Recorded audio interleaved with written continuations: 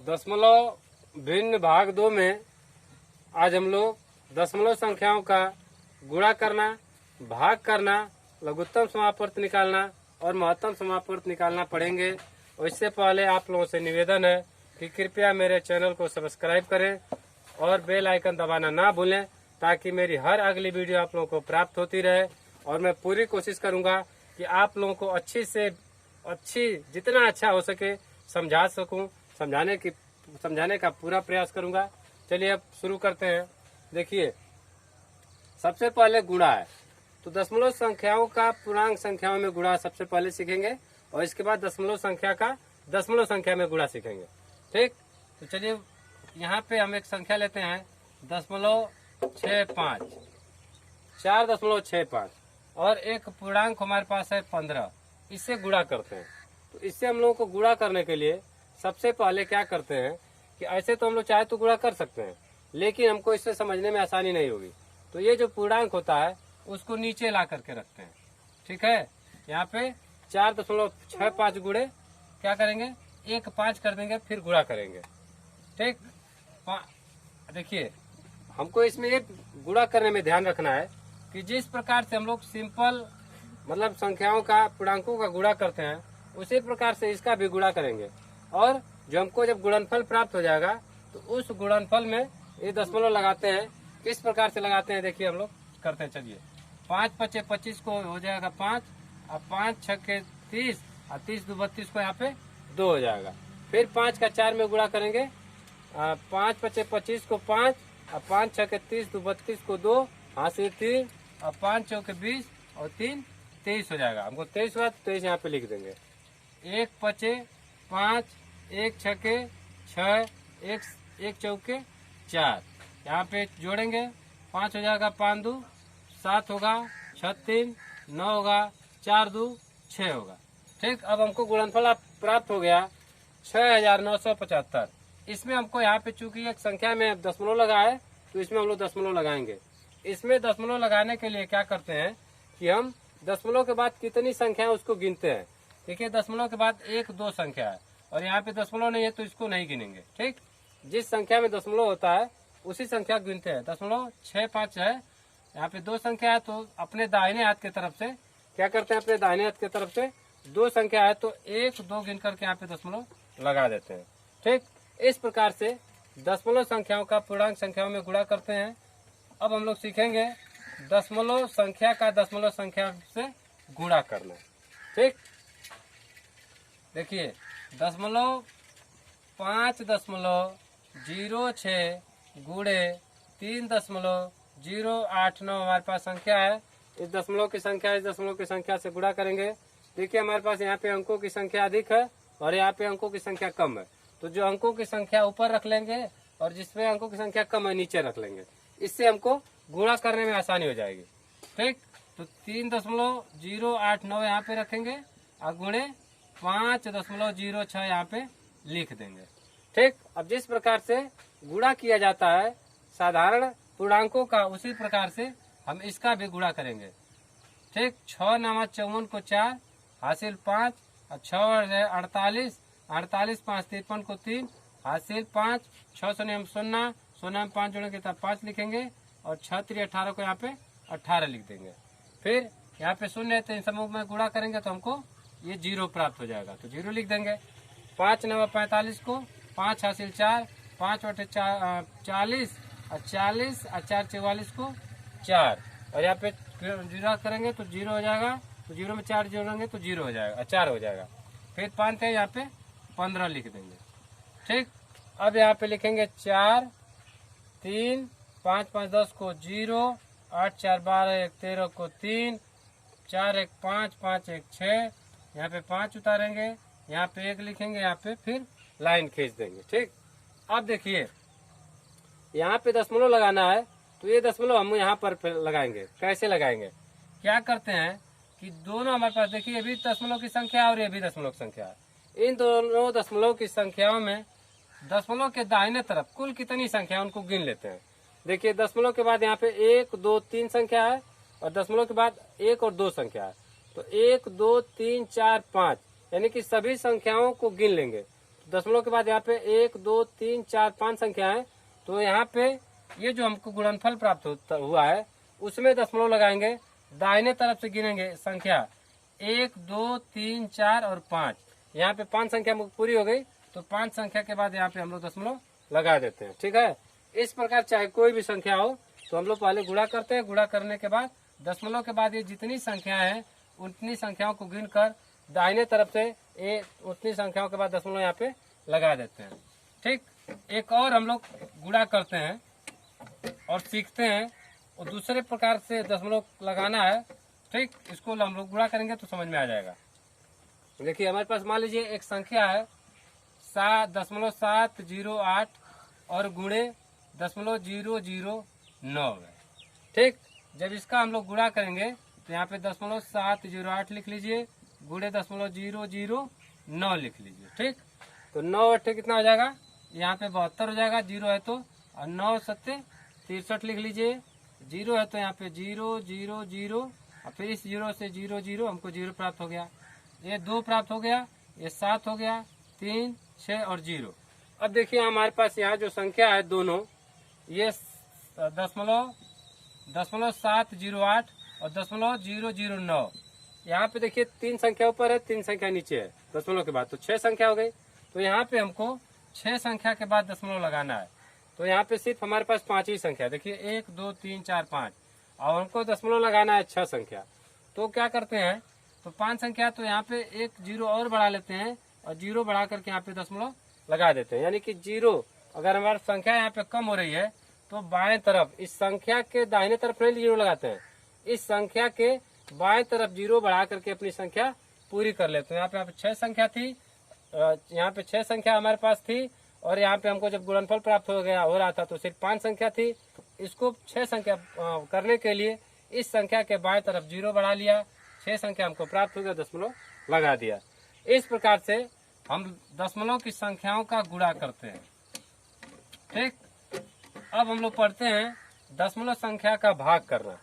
ठीक, तो जैसे मान लीजिए कोई दशमलव संख्या है और किसी पूर्णांक से उसमें भाग देना है, तो कैसे करते हैं, देखिए 0 0 2 2 5 भागे ये 15 कर देंगे। ठीक है, ठीक, तो अब देखिए क्या करेंगे हम लोग, यहाँ पे हमको ये संख्या भाग देना है, तो क्या करते हैं, जिस प्रकार से सरल साधारण संख्याओं का भाग देते हैं उसी प्रकार से इसमें भी भाग देते हैं। तो इसमें करना क्या होता है कि इस दशमलव से मतलब खत्म कर देते हैं। ठीक, तो यहाँ जब यहाँ पे दशमलव हटा देंगे तो हमको सिर्फ ये संख्या 225 प्राप्त होगी। तो यहाँ पे हम लोग लिखेंगे 225 और फिर यहाँ पे भाग है तो भाग, ये जो हमारे पास 15 संख्या है उससे भाग देंगे। ठीक, तो 15 एक कम हमको प्राप्त होगा 15 और 12 में से 5 जा 7 और यहाँ पे 5 बचेगा, तो 15 बचे, हमको यहाँ पे 75 मिल गया। ठीक, हमको भागफल यहाँ पे 225 में हमें 15 से भाग दिया तो हमको भागफल 15 मिल गया। ठीक, ठीक है, अब 15 मिल गया तो यहाँ पे देखिए हम इस संख्या से भाग दिए हैं दशमलव में, तो हमको यहाँ पे दशमलव में आंसर आएगा। तो दशमलव में उत्तर किस प्रकार से लिखते हैं, देखिए यहाँ पे क्या करते हैं कि ये जो हमारे पास दशमलव का ये जो दशमलव भिन्न है या जो दशमलव की संख्या है उसमें देखते हैं कि दशमलव के बाद कितना संख्या है। तो यहाँ पे दशमलव के बाद देखिए 1 2 3 4 5 संख्या है। ठीक, तो यहाँ भी दशमलव के बाद 5 संख्या रखते हैं। तो दशमलव के बाद 5 संख्या रखने के लिए इसको हम पूरा करते हैं दशमलव, ये जो हमारे पास भागफल प्राप्त हुआ है इस भागफल के बाएं तरफ 5 संख्या पूरा करते हैं। देखिए 1 2 यहाँ पे 3 4 और 5 संख्या पूरी हो गई। जब 5 संख्या पूरी हुई तो यहाँ पे हम दशमलव यहाँ पे लगा लेते हैं। ठीक, तो दशमलव यानी कि 0.0025 भागे 15 हमको सब भाग दिए तो प्राप्त हो गया 0.0015। इसी प्रकार से हम लोग भाग, अगर कोई हमारे पास दशमलव भिन्न है, अगर किसी पूर्णांक से उसमें भाग देना है तो इस प्रकार से हम लोग भाग देते हैं। ठीक, अगली जो हमारी सवाल है वो जो हमारे पास दशमलव संख्या है और किसी दशमलव संख्या से हमको भाग देना है तो किस प्रकार से भाग देंगे। एक चलिए उदाहरण देकर समझते हैं। देखिए हमारे पास एक संख्या 0.00384 भागे 0.003 012। ठीक, हमारे पास ये संख्या है, इस संख्या से हमको इस संख्या में भाग देना है। तो सबसे पहले क्या करते हैं, 0.00384 यहाँ पे लिखेंगे। यहाँ पे भाग लिखा तो इसको बटा में कर लेते हैं, बटा 0.1 और 2 कर लिए। ठीक, अब देखिए इसका नियम यह है कि जो नीचे का जो हर है यानी कि 0.012 जो हर है, इस हर को क्या करते हैं, ये दशमलव में तो इसको पूर्णांक बनाते हैं। इसको पूर्णांक बनाने के लिए सबसे सरल विधि है, क्या करते हैं, यहाँ पे गुणे का निशान बनाइए, गुणा करिए और यहाँ पे क्या करिए, दशमलव जहाँ पे लिखा है उसके जगह पे 1 लिखिए और 1 2 3 संख्या है तो यहाँ पे हमको 3 संख्या यहाँ पे लिख लीजिए। ठीक, अगर 1000 से नीचे गुणा करेंगे तो 1000 से ऊपर भी गुणा करते हैं तो यहाँ पे हो जाएगा आपका 1000। ठीक, 1000 हमको प्राप्त हो गया। अब देखिए, अब नीचे जो है जब इस संख्या से इसमें गुणा करेंगे तो दशमलव खत्म हो जाएगा। जब दशमलव खत्म हो जाएगा तो हमको प्राप्त हो जाएगा 12। ठीक, यहाँ पे गुणा करके आप गुणा करके देख लीजिएगा। फिर जब इसमें गुणा करेंगे तो देखिए यहाँ पे जब इसमें गुणा किए तो दशमलव के बाद 1 2 3 अंक था तो यहाँ भी दशमलव यहाँ पे 1 रखिए और यहाँ पे 1 2 3 अंक के बाद दशमलव लगा दीजिए, यानी कि 0.384। जैसे मान लीजिए हमारे पास ये संख्या 0.00384 है, इसमें 1000 हम गुणा कर रहे हैं और हमको जल्दी से गुणनफल प्राप्त करना है। तो इसको क्या करते हैं कि ये जो 1 है इसके जगह पे यहाँ पे दशमलव गिनते हैं और इसके बाद 1 2 3 है, 0 है तो 1 2 3 0 के बाद यानी 3 संख्या के बाद 3 0 है तो 3 संख्या के बाद दशमलव लगा देते हैं और ये संख्या ला करके लिख देते हैं। ठीक है, इस प्रकार से हमको इसका जब 1000 ऊपर में गुणा किए और 1000 नीचे गुणा किए तो हमको प्राप्त हो गया 3.84। अब क्या करेंगे, अब देखिए, अब यही जो 3.84 प्राप्त हुआ इसी 3.84 में हम नीचे 12 से भाग देते हैं। ठीक, तो यहाँ पे चूंकि 3 है तो 3 से 12 में भाग नहीं जाएगा, यहाँ पे दशमलव लगा है तो इस दशमलव को उठा करके यहाँ पे रख देते हैं। ठीक, अब ये समझिए कि दशमलव खत्म हो गया। अब 12 से इसमें 38 में भाग देंगे तो ये हो जाएगा 3 बार भाग जाएगा, 12 36 हो जाएगा और 8 में से 6002 प्राप्त होगा और यहाँ पे 4 होगा, 12 दूनी ये 24 हो गया। ठीक, कट गया, यानी कि इसका जो भागफल हमको प्राप्त होगा भागफल 0.32 प्राप्त होगा। इसी प्रकार से चाहे कोई कितनी भी बड़ी अगर दशमलव भिन्न हो उसमें भाग देना हो तो भाग दे करके हम लोग भागफल प्राप्त करते हैं। ठीक है, अब चलिए, अब देखिए हम लोग देखते हैं भिन्नों का किस प्रकार से दशमलव किस प्रकार से हम लोग लघुत्तम और महत्तम समापवर्त निकालते हैं। ठीक है, तो लघुत्तम और महत्तम समापवर्त निकालने के लिए चलिए हम लोग निकालते हैं। एक उदाहरण लेते हैं, 0.027 1.8 और 0.036 हमारे पास एक संख्या है और इसका हमको लघुत्तम और महत्तम समापवर्त निकालना है। ठीक है, इस संख्या का हम लघुत्तम और महत्तम समापवर्त निकालना है तो सबसे पहले क्या करते हैं कि हमारे पास जो दशमलव होता है ये देखिए असमान दशमलव भिन्न है, विषम, इसको बोलते हैं विषम दशमलव संख्या, यानी कि जो संख्याएं हैं दशमलव के बाद संख्याओं की संख्या जो है बराबर नहीं है। तो क्या करते हैं, सबसे पहले इन संख्याओं को सम दशमलव संख्या में परिवर्तित करते हैं। तो सम दशमलव संख्या में परिवर्तित करने के लिए दशमलव के बाद सभी संख्याओं को समान कर देते हैं। यहाँ पे देखिए दशमलव के बाद 2 अंक है तो दशमलव के बाद यहाँ पे 3 अंक बना लेते हैं। यहाँ पे दशमलव के बाद 1 अंक है तो यहाँ भी 3 अंक बना लेते हैं और यहाँ पे दशमलव के बाद 3 अंक है तो यहाँ पे दशमलव के बाद 3 अंक ही रखते हैं। अब देखिए ये सम दशमलव यानी दशमलव के बाद संख्या सब बराबर हो गई।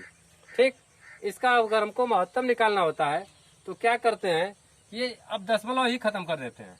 तो यहाँ पे इसको दशमलव खत्म करेंगे तो हमको ये 270 प्राप्त होगा। इसको दशमलव अगर खत्म करेंगे तो हमको दशमलव हटा करके संख्या लिख देते हैं। ठीक है, और यहाँ पे हमको 36 प्राप्त हो जाएगा। क्योंकि यहाँ के बाद 0 है तो 0 से कोई मतलब नहीं है। अब हम इसको क्या करते हैं कि मौसा निकालते हैं और लौसा निकालते हैं। लौसा निकाल करके संख्याओं को रखते हैं। ठीक है, इसको मौसा निकालने के लिए सबसे छोटी वाली जो संख्या है उससे बड़ी वाली संख्या में भाग देंगे तो 270 भागे हो जाएगा 36। ठीक, तो कितने बार जाएगा, 7 बार जाएगा। 7 छक 42 को 2 और 7 त्रिक 21 और 21 4 25 हो जाएगा। ठीक, अब यहाँ पे क्या करेंगे, 10 में से 2 जा 8 हो जाएगा, 6 में से 5 जा 1 प्राप्त हो गया। अब इस 18 का ऊपर वाली संख्या में भाग देते हैं, ये होगा 36, 18 दूनी 36 प्राप्त हो गया। ठीक, अब इसको काट देते हैं। अब यहाँ पे देखिए हमने यहाँ पे 36 और 270 का प्रयोग कर दिया। हमारे पास जो संख्या बचती है उसमें जिस सबसे लास्ट में जिस संख्या से भाग दिए रहते हैं उससे भाग देते हैं। तो यहाँ पे हमारी संख्या बची है 1800, 1800, तो उसमें 18 से भाग देंगे तो ये संख्या पूर्णतया विभाजित हो जाएगी। ठीक है, और जब अंत में ये संख्या जब विभाजित हो जाती है तो यही महत्तम समापवर्त है। जिस संख्या से सबसे लास्ट में भाग दिए रहते हैं वही जो है कि महत्तम समापवर्त होता है। ठीक, तो अब हमको ये संख्या प्राप्त हो गई 18।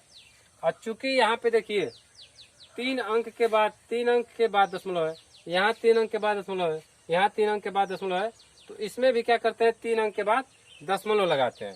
तो 1 और 2 संख्या है और एक 0 बढ़ा लेंगे तो 3 अंक हो जाएगा। हमको ये 0.018 प्राप्त हो गया। और यही जो है 0.27, 1.8 और 0.036 का मौसा है, 0.018 है। ठीक, अब चलिए ये मौसा हो गया, अब लौसा निकालते हैं। ठीक, लौसा निकालने के लिए हम इन्हीं संख्याओं को इसी प्रकार से रख देते हैं। ये 270 है, चलिए यहीं पर खींच लेते हैं, इसी का डायरेक्ट यहीं से निकाल लेते हैं। ठीक, 2 1 कम 2, 2 7 14, 2 5 10, 2 9 18, 0 0, 2 1 कम 2 और 2 8 16 हो जाएगा। ये हो जाएगा 2 7 कितना हो जाएगा, ये नहीं जाएगा तो इसको क्या करेंगे, 2 1 कम 2 और 2 8 16, 2 1 कम 2 हो जाएगा, ये 2 3 6 हो जाएगा। ठीक, यहाँ पे 2 3 6 हो जाएगा। और यहाँ पे लिखेंगे 135, इसके बाद 2 चौके 8, 2 5 10, ये प्राप्त हो गया।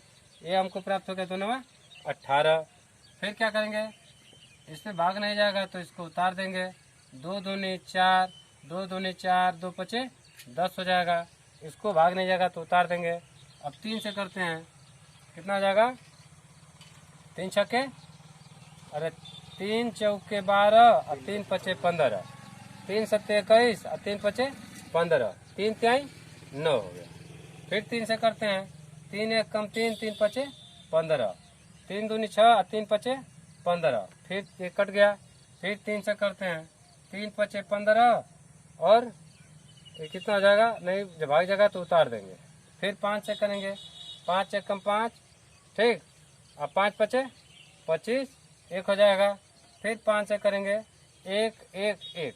अब देखिए हमारे पास ये जो संख्या प्राप्त हो गई, नीचे जो हमारा शेषफल जो हो गया 0 हो गया, तो यहाँ पे 1 हो गया, तो यहाँ पे इन संख्याओं का आपस में फिर गुणा करते हैं। ठीक है, चलिए हमारे पास जगह नहीं है तो थोड़ा सा मिटा लेते हैं। ठीक, अब हमको देखिए 2 3 ठो 2 है तो 2 गुणे 2 करेंगे, फिर 3 ठो 3 है, 1 गुणे 3 और गुणे 5 और गुणे 5 करेंगे तो हमको देखिए प्राप्त होगा 2 दूनी 4, 4 दूनी 8, 8 3 के 24, 24 3 72, 72 का फिर 3 में गुणा करेंगे। चलिए कर लेते हैं, 3 दूनी 6 और 3 7 21, 216 प्राप्त हो गया।